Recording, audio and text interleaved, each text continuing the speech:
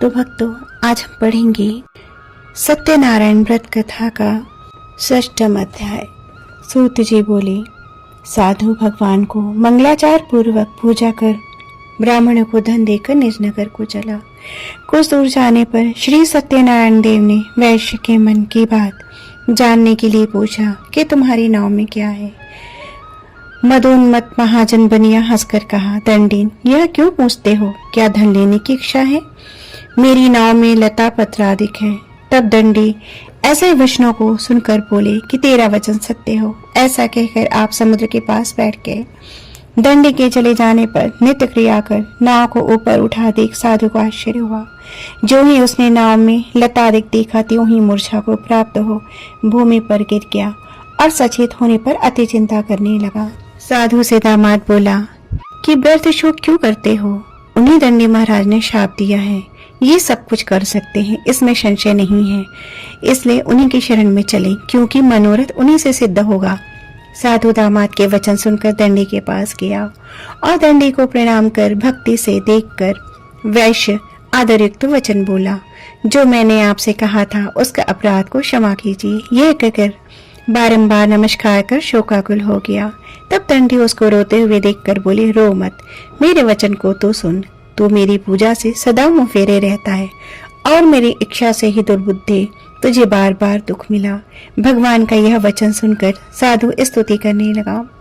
साधु बोला कि स्वामीन, आपकी माया से मोहित ब्रह्मादि देवता भी आपके बड़े अद्भुत गुण और रूप को नहीं जानते। तब आपकी माया से मोहित मैं मूढ़ आपको कैसे जान सकता हूँ? अतः हमारे ऊपर प्रसन्न हो जाइए। मैं यथा विभव विस्तार से आपका पूजन करूंगा। मैं आपके शरणागत हूँ, मुझे पहले वाला सब धन दीजिए। उससे भक्ति युक्त वचन सुनकर भगवान संतुष्ट हो गए और मनोवांछित वर देकर वहां से अंतर्ध्यान हो गए। साधु नाव को धन से परिपूर्ण देख उस पर चढ़ गया। सत्यदेव की कृपा से मनोरथ पूर्ण हुआ। यह बात अपने स्वजनों से कह यथाविध पूजन कर सत्यदेव की कृपा से बड़ा हर्षित हुआ। नाव को यत्न से सहेज कर अपने देश को चल दिया। अपने नगर में समीप साधु आकर दामाद से कहने लगे कि वह मेरी रत्नपुरी देखो।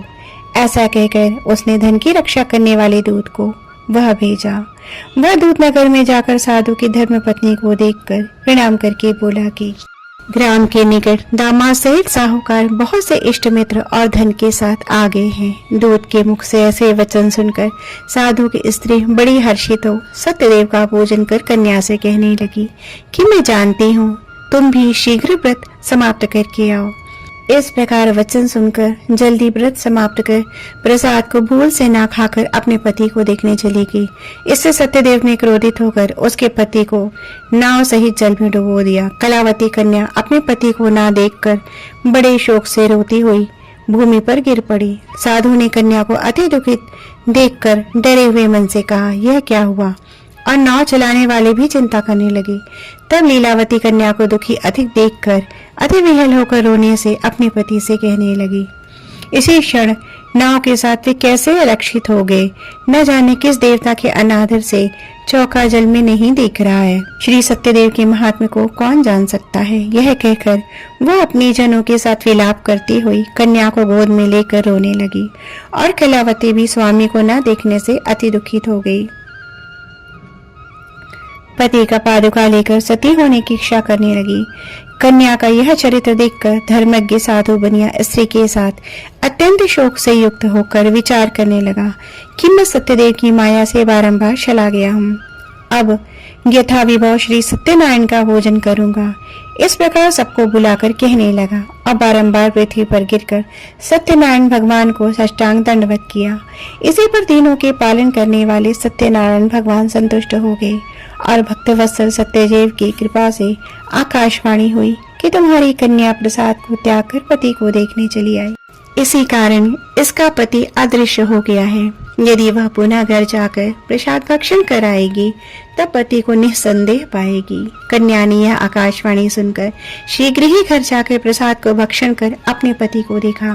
तब कलावती संतुष्ट होकर अपने पिता से कहने लगी कि अब शीघ्र ही घर चलिए, विलंब न करिए। कन्या के वचन सुनकर साधु दामाद सहित संतुष्ट होकर धन और बंधुओं के साथ अपने घर को गया। उसी दिन से वह हर महीने और संक्रांति पर विधि पूर्वक सत्यदेव की पूजा करने लगा। इस सुख प्राप्त कर वह अंत में सत्यदेव के लोक को चला गया। फिर सूत जी कहने लगे कि हे मुनि श्रेष्ठ, हम आपसे और भी कथा कहते हैं। इति षष्ठो अध्याय समाप्तः।